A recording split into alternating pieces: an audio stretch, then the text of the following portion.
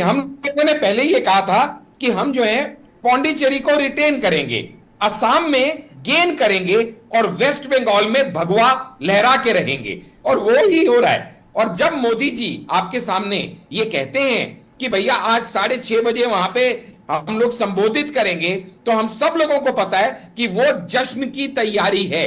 और जश्न की तैयारी इसलिए है क्योंकि वेस्ट बंगाल और असम में अब भगवा फिर से लहराने की बारी है।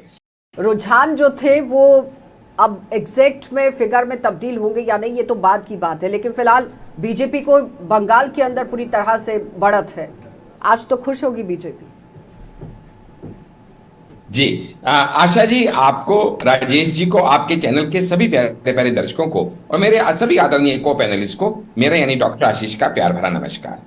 देखिएगा आशा जी, ये बिल्कुल आपने सही कहा, ये रुझान है और अर्ली रुझान है मैं ये कहूंगा, लेकिन साथ में ये भी देखने की बात है, अर्ली रुझान भी वही कह रहे हैं जो एग्जिट या ओपिनियन पोल कह रहे हैं, और ये दोनों लोग वही कह रहे हैं जो इस समय इन राज्य की जनता कह रही है।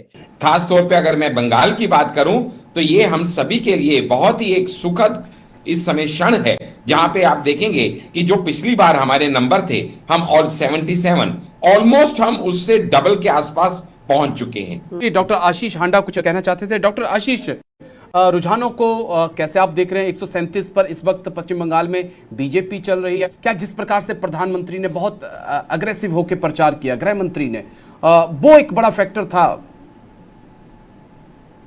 जी आप बिल्कुल सही कह रहे हैं, लेकिन मैं आपके दर्शकों का ध्यान आकर्षित करना चाहूंगा। अभी आप ही ने दिखाई, शुभेंदु अधिकारी की बाइट दिखाई, आपने उस बीजेपी नेता का कॉन्फिडेंस देखा। उन्होंने क्लियरली बताया कि शुरू के कुछ दौर में हो सकता है आपको ममता आगे निकलती हुई दिखे, लेकिन थोड़ी देर बाद इस नंबर के बाद आप वो बैठती हुई दिखाई देंगी। अब देखिएगा वो मीडिया को मुखातिब हो रहे हैं। मेरा सवाल है टीएमसी वालों से, ममता जी कहां हैं? क्यों मीडिया से नहीं दिखाई दे रही हैं? और खुद जब ममता जी स्टेज से कहती है टीएमसी रही तो फिर मिलेंगे, इसका क्या अर्थ जनता को निकालना चाहिए? जो बॉडी लैंग्वेज ममता जी की है, जो ऑलरेडी वो इस समय आरोप प्रत्यारोप के मोड में पिछले 3 दिन से गई हुई हैं, यानी कि वो सारी प्रैक्टिस जो हारने के बाद रुदाली का रोल प्ले करना है वो उनके नेता अभी से कर रहे हैं। इससे क्या जनता को मैसेज मिलता है? देखिएगा ममता जी एक बहुत ही सीजन्ड पॉलिटिशियन है, बहुत एक्सपीरियंस्ड है।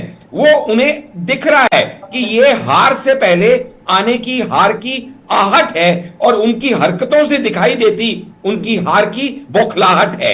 ये जनता देख पा रही है। डॉक्टर आशीष हांडा, डॉक्टर आशीष हांडा, आप यही कह रहे हैं कि जो डॉक्टर आशीष हांडा आप यही कह रहे हैं कि जो ममता बनर्जी ने कहा था कि टीएमसी रही तो फिर मिलेंगे, वहीं से एक संकेत मिल गया था क्या?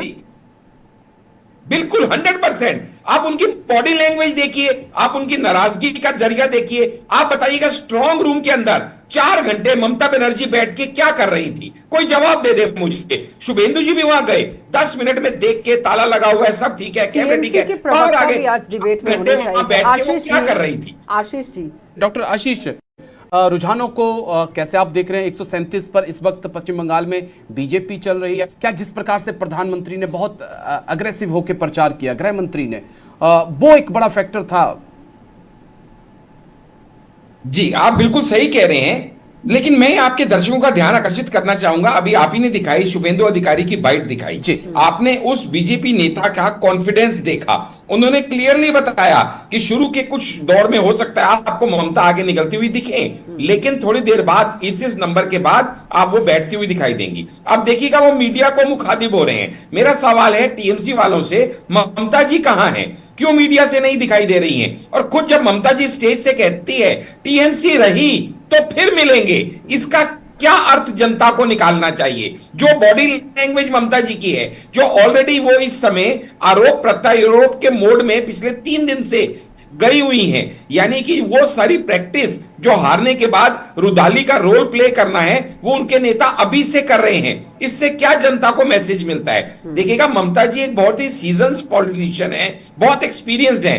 वो उन्हें दिख रहा है कि ये हार से पहले आने की हार की आहट है, और उनकी हरकतों से दिखाई देती उनकी हार की बौखलाहट है। ये जनता देख पा रही है। डॉक्टर आशीष हांडा, आप यही कह रहे हैं कि जो डॉक्टर आशीष आंडा, आप यही कह रहे हैं कि जो ममता बनर्जी ने कहा था कि टीएमसी रही तो फिर मिलेंगे, वहीं से एक संकेत मिल गया था क्या? बिल्कुल 100%। आप उनकी बॉडी लैंग्वेज देखिए, आप उनकी नाराजगी का जरिया देखिए। आप बताइएगा, स्ट्रांग रूम के अंदर 4 घंटे ममता बनर्जी बैठ के क्या कर रही थी? कोई जवाब दे दे मुझे। शुभेंदु जी भी वहां गए, 10 मिनट में देख के ताला लगा हुआ है, सब ठीक है, कैमरे ठीक है, बाहर आ गए। आज डिबेट में घंटे वहां बैठ के वो क्या कर रही थी? आशीष जी, जब दूसरे चरण का चुनाव हुआ और खत्म हुआ, जब सामने आ गया कि 92% वोटिंग हो गई है, और फिर ममता बनर्जी की तरफ से पहले कहा गया कि 226 सीटें मैं जीत रही हूं, फिर उन्होंने धीरे धीरे अपने आंकड़े को कम कर दिया। उन्होंने कहा मैं 200 सीटें जीतने वाली हूं। कहीं ऐसा तो नहीं है कि अंदर खाने से टीएमसी को भी समझ आ चुकी है कि किला ढहने वाला है? नहीं, गम है बर्बादी का क्यों चर्चा हुआ? तो ममता दीदी को ये तो पता है कि मैं पक्का हार रही हूं। ये जो नारा दिया गया था 4 मई ममता गई, इसको ममता दीदी भी मान चुकी हैं। लेकिन दिक्कत क्या है, अब हार का ठीकरा किस पे फोड़े, ये मानना बड़ा मुश्किल है जनता के सामने। आशीष हांडा, ये पहली बार हुआ है कि पहले से ही पूरियां पक रही हैं और जश्न का माहौल है, तो मतलब कंफर्मेशन कहां से आ गया है इतनी जल्दी? अभी तो 11 भी नहीं बजे। नहीं, ये कंफर्मेशन नहीं है। हाँ, मैं बताता हूं, ये कंफर्मेशन नहीं है। क्या ये भाषा जो कंफर्मेशन वाली है ना, ये कांग्रेस और टीएमसी वाली जो कहते हैं तुम्हें कैसे पता तुम जीतोगे। हाँ। भाई हमें इसलिए पता कि हमने ग्राउंड लेवल पे वर्किंग की है। हमें इसलिए पता कि हमने जनता को भय के माहौल से भरोसे के माहौल तक लाने के अपने प्रयास को पूरा किया है। ये हमें इसलिए पता कि हम ऑलरेडी हाफ में मार्क जो 147 का है उसको क्रॉस कर चुके हैं। ये हमें इसलिए पता क्योंकि हमें पता है कि इस बार जो अभूतपूर्व वोटिंग हुई है, जो लोगों को ममता बनर्जी की पार्टी टीएमसी डरा धमका के बाहर निकलने नहीं देती थी, इस महापर्व का हिस्सा बनने नहीं देती थी, वो लोगों के मन में इस समय इतना हर्षोल्लास तो है। मतलब आपको ये लग गया, आपको ये लग गया कि जो मुद्दे आपने बुनाए हैं वो घर कर गए लोगों के अंदर। महिलाओं का मुद्दा आपने उठाया, भ्रष्टाचार का आपने मुद्दा उठाया, मछली उद्योग का आपने मुद्दा उठाया, उस महिला सिक्योरिटी का मुद्दा उठाया, तो मतलब आपने मुद्दों को बुना दिया, आप ये मान रहे हैं। लेकिन ममता बनर्जी की इस बात को भी आपने सुना? आशा जी करेक्ट करूंगा नहीं, शब्दावली में। हाँ, Asha ji, I am sorry to से, मैं शब्दावली में आपको करेक्ट करूंगा। ये मुद्दे हमने नहीं उठाए, ये मुद्दे जनता ने उठाए। इसलिए क्योंकि अरे भारतीय जनता पार्टी ने ये मुद्दे गिनाए कि नहीं गिनाए? पीएम जब वहां पर गए, इन मुद्दों पर बात हुई कि नहीं हुई? आशीष हांडा जी, आशा जी, आपने एक सवाल पूछा, हाँ, उसका जवाब तो देने दीजिए। हाँ, बोलिए। आपको पता है सवाल 2 लाइनों का होता है तो जवाब 20 लाइन का होता है, हाँ, अदरवाइज नहीं होता। तो ये लड़ाई जो थी बीजेपी और टीएमसी के बीच में नहीं थी, ये लड़ाई जनता वर्सेस ममता के बीच में थी। जनता के मन में डर का माहौल था। बीजेपी ने तो सिर्फ ये कहा कि हम तुम्हारा डर भगाएंगे। जनता के मन में सुरक्षा की चिंता थी, बीजेपी ने कहा हम तुम्हें सुरक्षा दिलाएंगे। महिला सुरक्षा नहीं मिल पाई जनता को, जबकि मुख्यमंत्री खुद महिला थी और खुद होम मिनिस्टर थी। आरजे कर हो, संदेश खाली हो, हम सबने देखा।